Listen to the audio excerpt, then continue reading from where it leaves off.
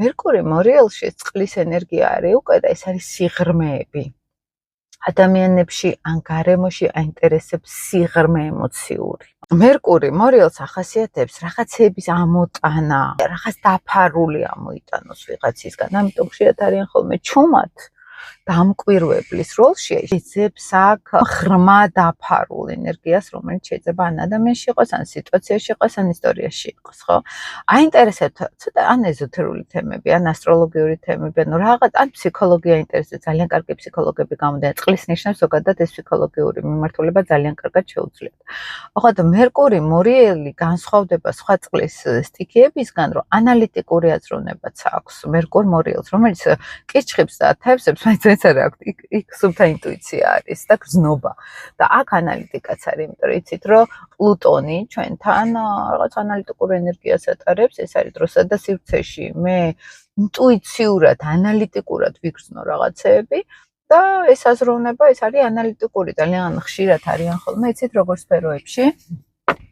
ანუ პირდაპირი ანალიტიკური სამსახური, როდესაც რაღაც უნდა დადო, კვლევა, ანალიზი, იქნება ეს ფინანსური ანალიზი, მაგალითად, ფინანსური ანალიტიკოსები ხშირად არიან, იმიტომ რომ მორიელი კუროს ღერძი ზოგადად ფინანსებთან არის კავშირში.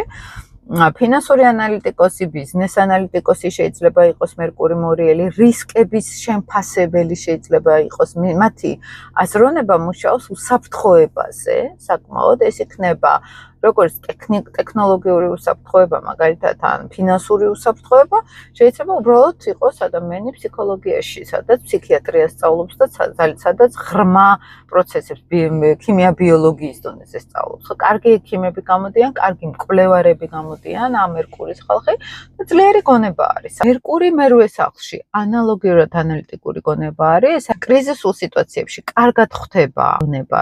როგორ მოვაგვარო, ეხლა ეს ცოტა ნეგატიური კუთხით შეიძლება იყოს ადამიანის გონება, რომელიც არის სულ კრიზისებზე ორიენტირებული, ხა რამე არ მოხდეს, ეხლა ამისთვის ვსად უნდა ვიყო, მისი ფიქრები სულ იყოს აქეთკენ, ხო, მიმართული. მერკური მორიელის გარკვეულწილად ამ ენერგიაზე არის, მაგრამ ბევრად უფრო მსუბუქად. ცხების ფულიც არის მერვე სახლი და მერკურს ძალიან კარგად შეუძლია აქ მოლაპარაკებები და შეაბას მაგალითად კლიენტები ან პარტნიორები, რომ ფული რაღაცებში და ჩაიდოს. ეხლა თუ ბიზნესის კუთხით არის ადამიანი, მაგრამ ისე ძალიან კარგი გონება არის რაღაცების აღმოსაჩენა და ლაბორატორია მარტივად რა ვუყოთ ყოველდღიურ ცხოვრებაში, ხო? ლაბორატორიაში შეიძლება ძალიან კარგად იყვნენ, რომლებიც არიან ორიენტირებულები, რაღაცები გამოიკულიონ, რაღაცები აღმოაჩინონ გარკვეულწილად, ხო? ეს მორიელის თემები არის.